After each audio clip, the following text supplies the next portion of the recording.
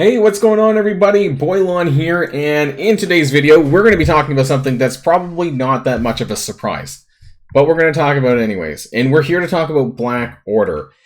But specifically, I want to talk about their stats. I want to talk about do a bit of a deep dive analysis on them and kind of see where the disconnect is. Honestly, I'm sure you've seen other content creators put out their videos about Black Order, about why it doesn't look very good.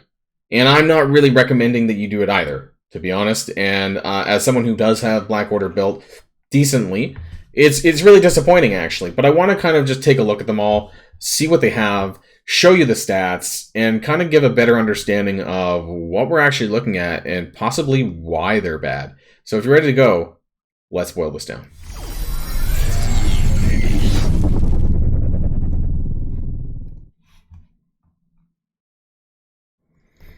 So this is my Black Order, and I have to say the biggest annoyance, and I'm sure you all get it, is that when you filter by Black Order, you don't get Thanos. Now, I understand that it's Thanos and the Black Order, but for the purposes of this, it's just super irritating that I would have to filter separately. I can't get them both on the screen at the same time unless I just give them hearts and have them at the top of my screen. Anyways, this is my Black Order here. So this is about 150 to 170k. This is essentially where I had them for the arena meta 2-3 years ago. I don't remember now how long it's been, honestly. It's been a while. And so that's where they've been at, gear tier 15 across the board. Corvus looks like he's 14. I guess I never upgraded him to 15. Maybe I delayed that, but everyone else is 15. I think I did use them in Dark Dimension 3 or 4. I don't remember. Maybe I used a lot of them in 4. Maybe that's why they're there for Doom. I remember that when you had the full team built, they were actually really, really strong in the empowered version. They could like rip through Dark Dimension nodes pretty quickly since they were all cosmic. My Thanos, I'm assuming he's somewhere similar. Yeah, level 82, and he was my first 7 red star pull in the game, and it came before the Black Order rework. So I was really happy about this, and I have all the T4s, pretty much for the entire team. I'm pretty sure I have every single T4. So I have, I guess it's probably about a 900,000 Black Order team. I'm not going to, however, give them teal gear. I don't think that it deserves it. From what I've seen of the other footage, that it's not going to make that much of a difference because everyone's built their Gamma team to the moon. So I'm not going to be able to beat most people's Gamma for players that I'm playing around my level. Now, am I able to do something else with them? Maybe. Can I beat lower teams? Maybe I can use it on a weaker Young Avengers that I end up running across or something. I've honestly, I'm so shocked that even some of the matchups that they should have won against, that they did not. So before we get any further, I do want to talk about the actual stats. So let's take a look at what we're dealing with. But first, I want to talk about the blog post that you may have seen this already, but I just want to go over the changes to their base stat numbers. Then we can take a look what it actually looks like in practice. So when I saw this at first, I was like, okay, it looks not bad. Now the damage, we'll get into the damage portion of the team, but these numbers by and large looked really good. Armor 66, focus 80, resist 137. Turns out they might need a lot more than this. Health 15. Thanos notoriously had a pretty high health pool, but that was like 2 or 3 years ago. So 15% health might not have been enough. As far as the other characters, Ebony Maw actually got a pretty significant increase. He's actually probably one of the better characters as far as their stats go, shockingly. But in terms of their average stats, yeah, it's not too bad there. They didn't really improve, though. Like, it says they updated his passive to give 20% health. Like, I swear he gave health already. It just doesn't feel enough, I don't know. It doesn't seem like it's enough. Cull Obsidian stats here, 154% armor. That's good. Honestly, he does really well in the tank side of things. They just didn't really do much to his kit from what I understand in terms of the update. It was very minimal at best. Corvus Glaive did see a fair bit of improvement across the board, but they were all pretty weak. Like, they needed more than this, and I think that's part of the problem. Proxima saw about 30 to 40% across the board. So you would think that this sounds good. The problem is that when you update the base stats, it's kind of hard to explain in some ways because you have to deconstruct everything that goes into the stats right now. And that's yellow stars, red stars, passives, all of that add to it, but it actually just only adds to the base stat portion. If you took all of that away and you just had levels, that's the kind of stuff that the base stats are being influenced. It's not the red stars, passives, all of that come afterwards. It gets kind of like multiplied by the initial pre-red star stat, if that makes sense. You know, I wanted to do a stat video that showed that breakdown, but I think that the average player is not going to care. It would end up being like 3 times as big on my table to really explain everything like that, and where the breakdowns are, and how the passives get shared across to different characters and how that influences them. We'll take a look at that though. So I want to open this up now. And you've probably seen my stats table before. This is a pretty rough version. Honestly, I wouldn't pay too much attention to the numbers because it doesn't matter that much. What matters is the rating and where they stack up against other characters in the game. But for sake of argument, it's level 90, 7 yellow, 7 red, blue ISO 4, gear tier 16, Stark Tech 25%, with their self passives only. And where it's relevant, I have mentioned that they do have passives, obviously, that share across the team. So let's start with Thanos. Big boy Thanos. Despite the stat reworks that he got, his rating is terrible.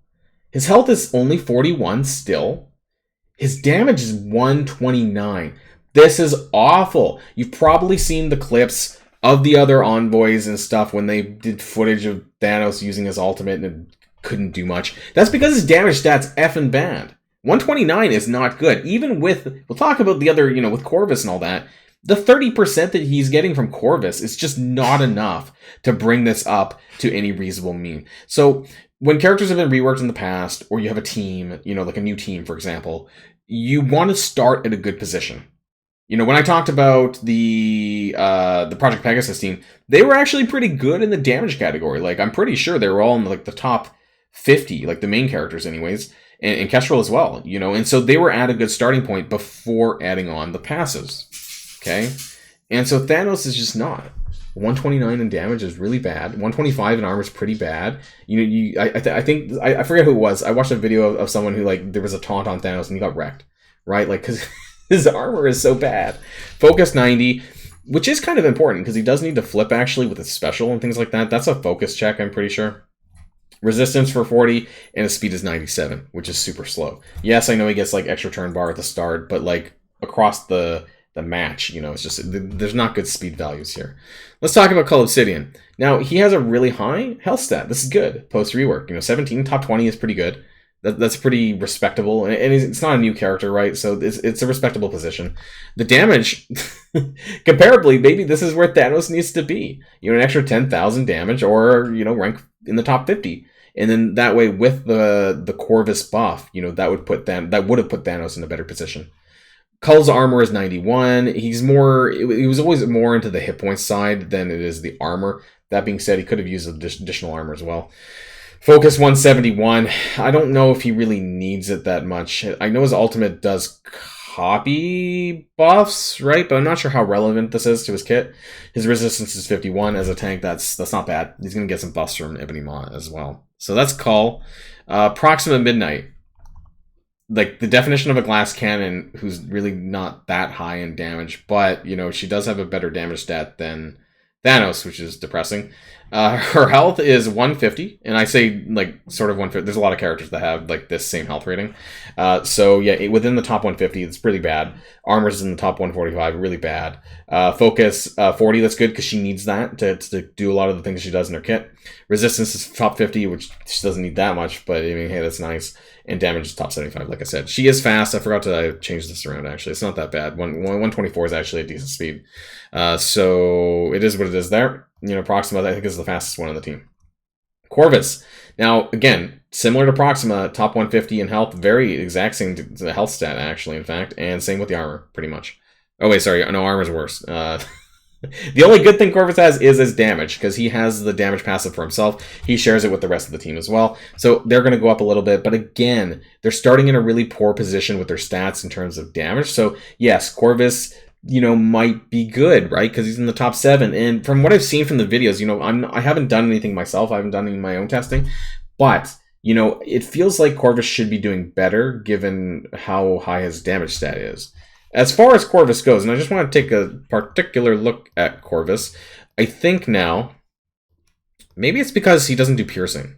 Does he do piercing? No, he does do piercing. I don't know. I don't know why he doesn't do more than that. And if they have defense up, it does double damage. Or I think in this instance, basically negates the defense up is what it's suggesting. And clears all stun from pilot. Yeah, so like it should do more. Piercing's pretty good. So why he doesn't do that good? All his damage is piercing, so he should be hitting really hard. And I didn't really see that from the footage from the various videos that I watched. So this part's a little bit confusing, given that he is in a top 7 damage state. The rest of his stats are very mediocre, and his armor, obviously, like Proxima, is not very good. So damage is his only defining feature. And like I said, if you can't do that, then what's he good for? Ebony Maw. Now, he's more average across the board. So health, top 40-ish. Damage, he's not a damage character. He just has his basic rate. It's not important.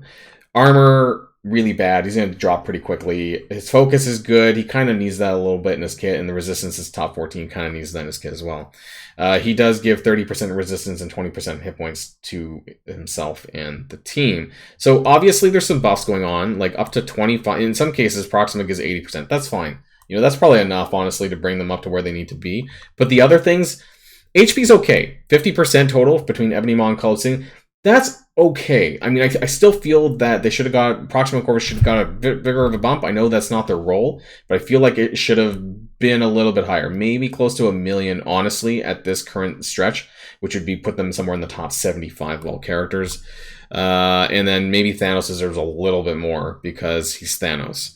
Aside from that, I think where they all suffer is in the damage category, and we saw that. You know, the 30% from Corvus is just not enough given their current state of things. If they were in the top 50 damage stat prior to a passive sharing, then we're talking. But right now, it's just not good enough. Thanos is awful, and that's where it needs to be.